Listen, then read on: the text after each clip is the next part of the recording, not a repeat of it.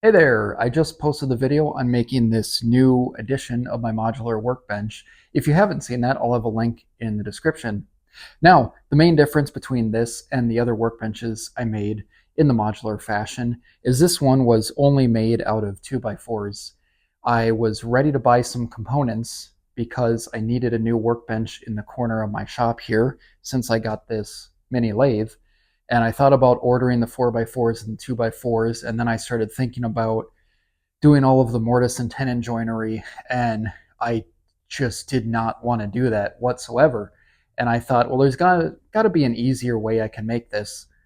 And I was thinking back to using pocket screws because pocket screws are pretty common, especially for, well, new woodworkers, but obviously they have tons of use in the professional world as well. That's what most cabinets are made with, is just pocket screws because it's fast and effective. So I thought maybe I'll just try making one out of pocket screws. It's going to be way faster, way easier.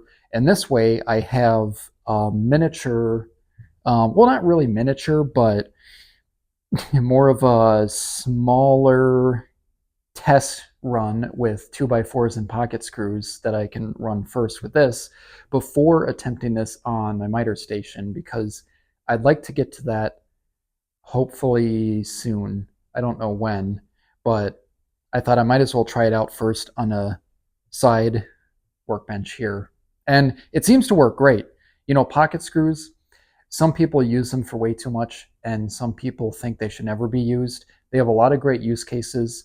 And what I discovered with this project is when you're using pocket screws with 2x4s, it's like so much better than 3/4 material. That might seem obvious because, well, obviously it's twice as thick, so it's going to be better.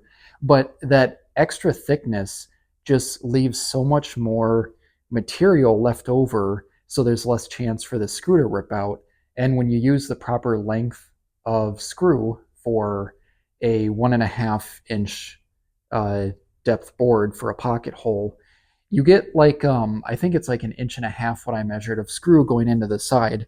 So these 2x4s in the side, there's something like an inch or like 1.5 inches of screw going into the side here.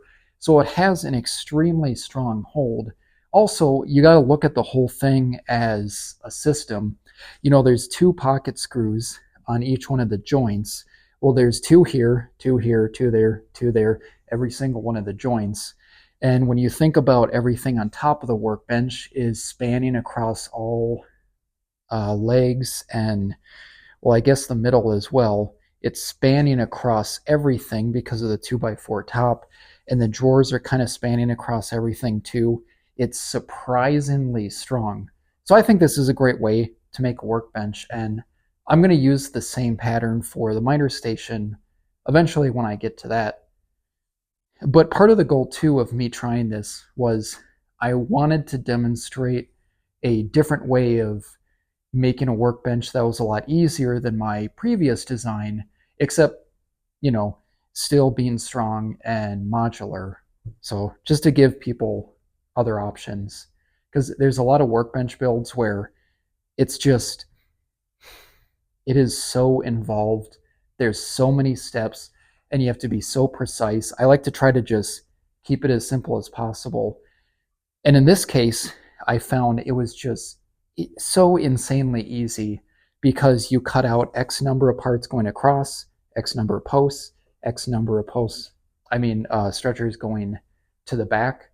So making a cut list for all the parts is incredibly easy, and the top doesn't have to be perfect. I overhang by a couple inches, but you got a lot of leeway there. So there's so many ways you can change this, and no matter what, it's still insanely easy to build. So I'm curious to know, are you going to try building one of these? What do you think of this? You know, maybe problems that I may have overlooked that you can think of, or something you like about it. I'd like to know, so let me know in the comments.